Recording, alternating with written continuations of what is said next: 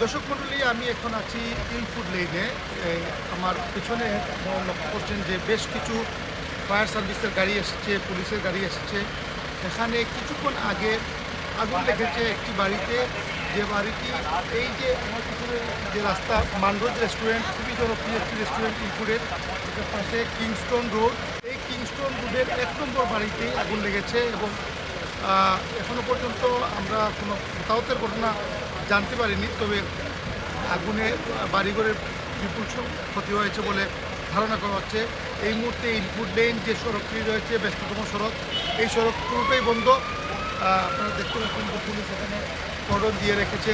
বিপুল সংখ্যক মানুষ এই মুহূর্তে এখানে আটকা পড়েছে। অনেক গাড়ি একদম ওইদিকে ইলফুড, এইদিকে আপনার বার্কিংয়ের আগ পর্যন্ত গাড়ি আর গাড়ি দুপাশ বন্ধ। বিপুল সংখ্যক মানুষ এসেছেন, এগুলো দেখছেন, অনেকে আটকা পড়েছেন, পুলিশ সরানোর চেষ্টা করতেছে। সব মিলিয়ে এখানে একটি আতঙ্কজনক পরিস্থিতি বিরাজ করছে। যদিও এই এখনও কোনো হতাহতের খবর আমরা পাইনি। আমি প্রতিবেশী একজনের সাথে কথা বলেছি, তিনি যেমনটি জানাচ্ছিলেন যে এখানে যে বাড়িটা, ওইটা অনেকে একসাথে বসবাস করেন। ওই বাড়িটির মধ্যে হয়তো কোনো পার্টি চলছিল, যে কারণে আগুন লেগেছে। কি হয়েছে এখানে বলেন তো একটু, কি শুনছেন? না, আমি তো ঘরে ছিলাম, আগুন লেগে গেলে পট করে আমি তো দেখিনি, আমি তো ছুটে গেছিলাম। পরে দেখলাম যে আগুন লাগছে, বাইরে গেলাম বউ বাচ্চা নিয়ে। কিন্তু পাশে যে একটা আছে হোমলেস বাড়ি সব থাকে, এরা অনেক কালা কালা লোক থাকে, কালা থাকে, তো বিভিন্ন মিক্স থাকে।